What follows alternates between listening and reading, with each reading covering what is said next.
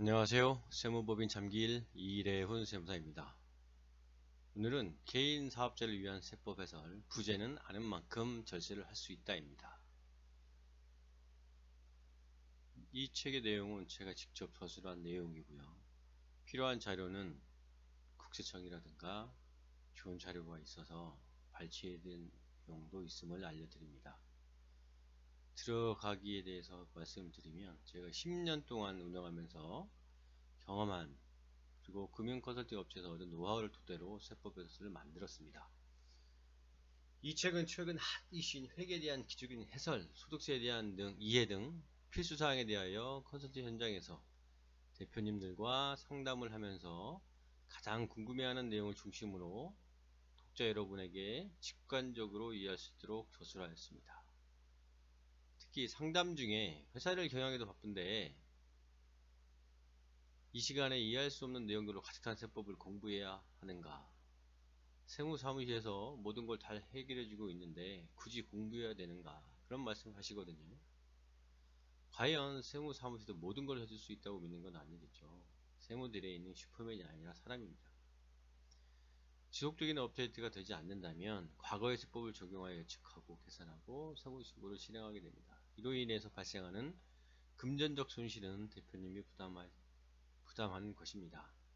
이러한 문제점을 해결하고자 가장 중요한 문제들에 대해서 대표님들이 모르는 내용이지만 하나하나 이슈에 대해서 이해하고 실행할 수 있도록 정리하였습니다.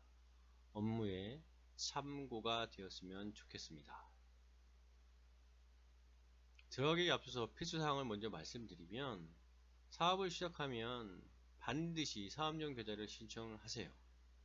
사업용 계좌를 신청하는 방법은 국세청에 사업용 계좌 신청서를 작성하면 되고요. 잘 모르시면 세무대리에게 요청을 해서 사업용 계좌 신청을 해주세요 라고 하면 쉽게 신청을 할 수가 있습니다.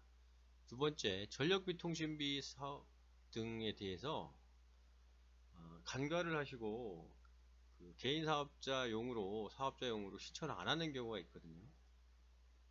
그렇게 하지 마시고 한국전력공사라든가 통신회사에 전화를 거셔서 세금계산서를 발급해 주세요 라고 요청을 하시면 그쪽에서 사업자 번호를 요구하고 사업자 등록증을 요구하겠죠. 그러면 거기서 세금계산서 형태로 발행하여 줍니다. 그 발행된 금액으로 부가가치세를 감면받을 수 있습니다. 또한 인건비 신고와 사대보험 신고는 필수인 거고요. 그 다음에 사업자 유형 판단은 세무사무실에서 해주면 되는 거고, 상업중소기업 감면과 중소기업 검토, 각종 감면 검토를 해야 되는데 창업중소기업 감면에 대한 게 워낙 많습니다. 그래서 이런 부분들을 꼼꼼히 검토를 하시기보다 세무사무실에게 저도 창업을 했는데요, 혹시 감면이 되나요? 요청을 하게 되면 한 번 더 검토를 해주니까 실수해서 안 한 경우에는 또 경영청구를 통해서 받을 수 있지만 그래도 처음부터 신고 들어가는 게 좋으니까 좀 유념해 주시기 바라고, 그 다음에 공인인증서 발급을 꼭 받으세요. 그래서 홈택스를 이용해서 각종 필요한 서류라든가 정보도 받아볼 수 있으니 이 점 유의하시기 바랍니다. 자, 이제 본격적으로 강의가 시작되는데요. 세법을 향한 첫걸음. 세법의 출발은 회계라 해도 과언이 아닙니다. 어쩔 수 없이 회계에 대한 기초적인 사항에 대해서 먼저 설명을 드리면 다음과 같습니다. 회계란 기업의 경제적 사건에 대하여 일반적으로 인정된 회계 준칙에 따라 기록하고 기업의 이해관계자들에게 합리적인 의사결정을 할 수 있도록 유용한 정보를 제공하는 것을 말합니다.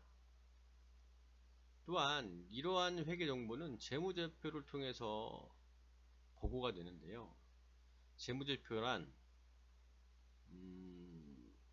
기업에서 일어난 경제적 사건을 장부상 기록하는 걸 말하고요. 이런 재무제표에는 크게 재무상태표, 손익계산서, 자본변동표, 현금흐름표, 주석으로 구성이 됩니다. 무엇보다 이러한 어려운 재무제표에서 다 이해하실 필요는 없고요. 재무상태표와 손익계산서 정도는 이해할 필요가 있습니다. 재무상태표란 무엇인가? 재무상태표란 기업이 재무제표 작성일 현재 보유하고 있는 자산, 부채, 자본에 대한 정보를 제공하는 것으로 현금화되기 쉬운 순서대로 기록해 놓은 보고서를 말합니다. 과거에는 대차대조표라는 표현을 했었는데요. 이게 현재는 재무상태표로 변동이 되었습니다.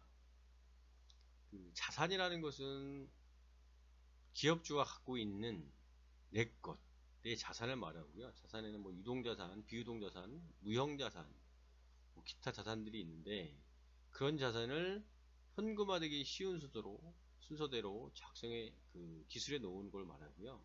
부채는 남에게 줘야 할 의무를 말하는 거고요. 자본은 자산에서 자본을 차감한 금액을 자본이라고 합니다. 이러한 것들을 보기 쉽게 나타낸 표를 재무상태표로 하고요. 두 번째, 가장 중요한 손익계산서라는 게 있는데요. 이것은 기업의 경영성과를 명확하게 보고하기 위하여 일정 기간 동안 일어난 거래나 사건을 통해 발생한 수익과 비용을 나타내는 보고서를 말합니다. 이에 대한 내용을 쉽게 제가 표현해 놓았는데요. 페이지 24쪽을 참조했으면 좋겠습니다. 24페이지를 한번 가볼까요? 자, 이 책의 24페이지 이를 보면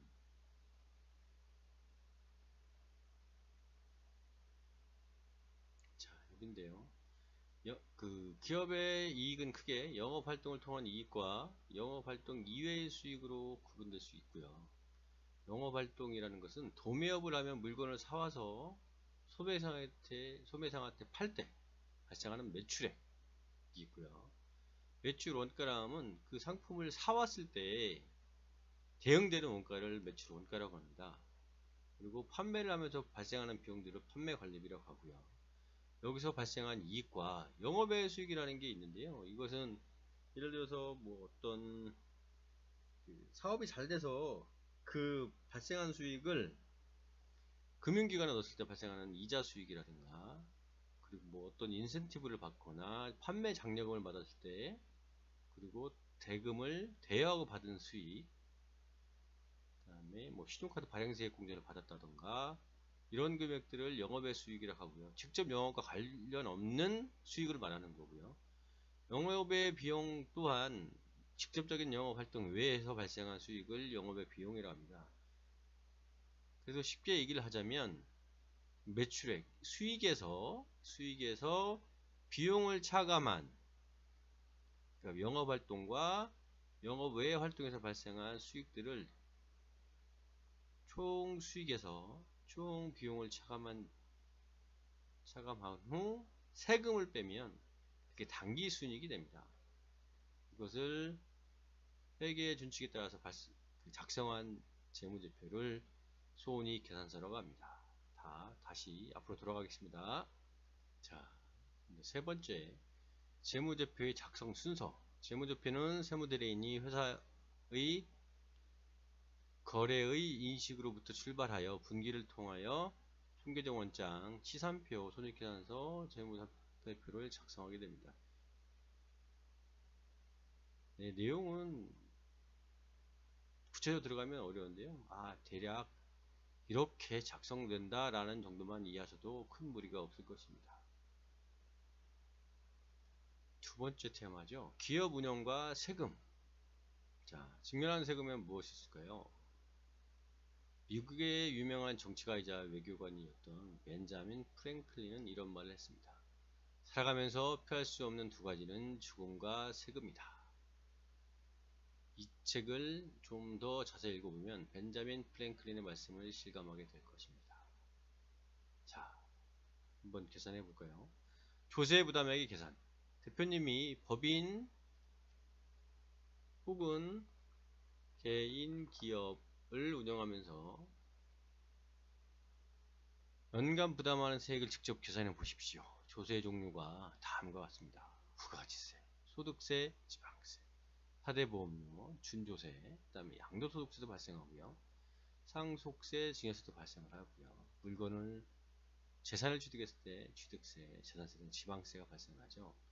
이러한 금액들을 하나하나 체크해서 합계를 내보면 결코 적은 금액이 아닐 것입니다. 계산을 해보면 정말 많은 세금을 부담하고 있지 않습니까? 일반적인 세무신고 외에 세무조사를 통하여 세금이 회사의 존폐를 좌지우지할 수도 있습니다.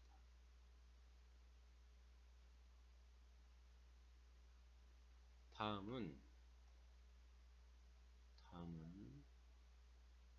그 전국 관세장 회의에 나타났던 내용에 대해 신문기사를 인용했는데요. 2015년 9월 29일 날 임수환 국세청장은 서울 종로구 수동동 본청에서, 지금은 세종시로 옮겼죠. 본청에서 열린 전국 관서장 회의에서 논어에 보면 가정맹어호라고 하여 가혹한 세금이 호랑이보다 무섭다는 고사가 있다며 성실신고를 유도해야 할 세무조사나 사후검증에 대해 납세자가 불안감을 느끼고 있다는 것을 깊이 고민해야 할 문제가 있다 하고 했고요. 국세청은 세금 세수 확보를 위해서만 일하는 것이 이래서만은 안 된다며 지금처럼 어려운 경제 상황에서는 성실납세 지원을 세정 운영의 핵심 패러다임으로 삼아야 한다고 강조했습니다. 현재 문재인 대통령도 이러한 점을 감안하여 올해 개인사업자에 대해서 세무조사를 유예하기로 결정을 하고 국세청도 시행하고 있는 걸로 알고 있습니다. 세금을 무서워하지 않는 사람이 있는데요. 이분들한테 제가 이 말을 꼭 전해주고 싶어요.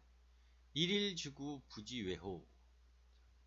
어렵다면 어렵고 쉽다면 쉬운 한자인데요. 하루 강아지가 범 무서운지를 모른다는 건데요. 일반적으로 이런 세무사님, 나는 탈세한 적이 없어 세금이 무섭지 않아. 그리고 뭐 세무조사 나오지도 않는데 내가 왜 그런 걸 걱정해야 돼? 이렇게 말씀하시는데요. 탈세를 하거나 그거와 상관없이 정말 세금으로 인해서 망하는 기업들, 아니면 세금으로 인해서 사업이 어려운 업체들이 정말 많습니다. 다음은 한국경제신문의 기사인데요. 부자감세 정치논리 장수기업 대끊길판이라는 게 있는데, 가업상속 지원에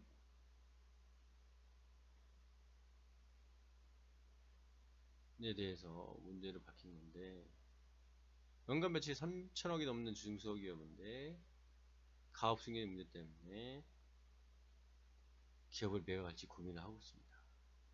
상속공제 혜택을 받지 못하면 상속자면 300억 가까이 내야 되는데 글쎄요, 쉽지 않겠죠. 자, 그렇다면 어떻게 해야 세금 문제를 합리적으로 해결할 수 있을까요? 제가 드릴 수 있는 말씀은 다음과 같은 두 가지입니다. 첫 번째는 대표자의 관심입니다. 사업을 경영하는 것만 관심을 가질 것이 아니라 세금 문제에 대해서도 많은 관심을 가져야 되고요. 이 관심만으로 되는 게 아니라 두 번째, 장기적인 계획과 실천이 필요합니다.